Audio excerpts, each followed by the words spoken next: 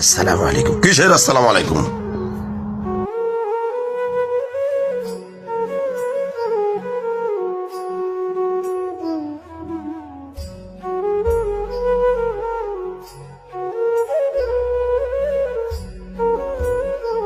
আপনাদের আসার কোনো টাইম হলো এটা? মানুষ ঘরের ভিতরে একটু বিশ্রাম নিচ্ছে আর আপনারা গেটের সামনে এসে দাঁড়িয়ে রয়েছেন।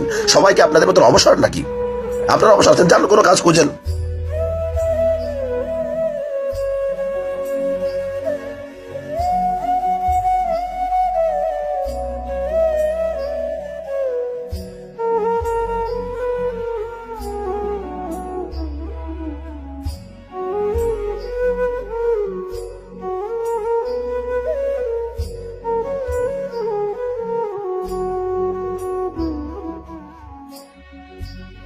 নিশ্চয়ই আল্লাহ ধৈর্যশীলদের সাথে আছেন।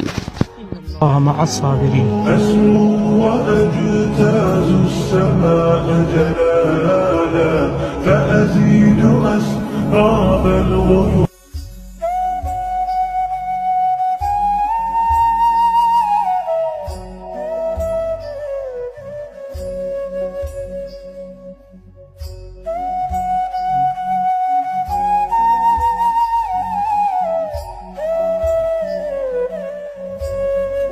আমির সাহেব, আপনি কেন তার কথার জবাব দিলেন না? আপনার তো বলা উচিত ছিল তাবলিগ কোনো অবসরপ্রাপ্ত লোকের কাজ নয়। পুরো পাকিস্তানে আপনার 22টা রেস্টুরেন্ট রয়েছে, আপনার বড় একটি ফ্যাক্টরি রয়েছে। দানিয়াল ভাই সম্পর্কে বলতেন সে একজন পুলিশের সার্জেন্ট।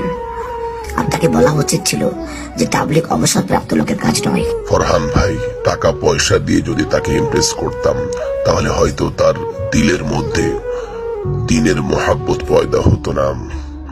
আর টাকা পয়সা দিয়ে কেন ইমপ্রেস করবো? এগুলো তো এখানে থেকে যাবে। সে আমাদেরকে ধাক্কা দিয়েছে, কথা শুনিয়েছে, আমরা ধৈর্য ধরেছি আল্লাহর সন্তুষ্টির জন্য। হয়তো আমাদের এই ধৈর্য তাকে কবুল করে নিবে এবং তাকে মসজিদে নিয়ে আসবে। ঠিকই বলেছেন আমির সাহেব, আপনার এই ধৈর্য আমাকে অক্ষম করে আমাকে মসজিদে নিয়ে এসেছে। আপনাদেরকে আমি ধাক্কা মেরেছি, তাড়িয়ে দিয়েছি, তারপর আমি ভাবতেছিলাম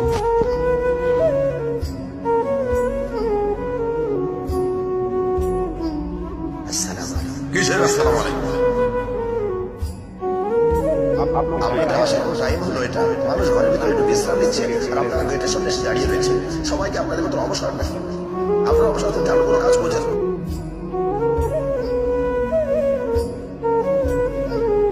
সব থেকে আরেক লোক আপনারা, যাদের খুব খেয়ে দিয়ে কাজ না হয়।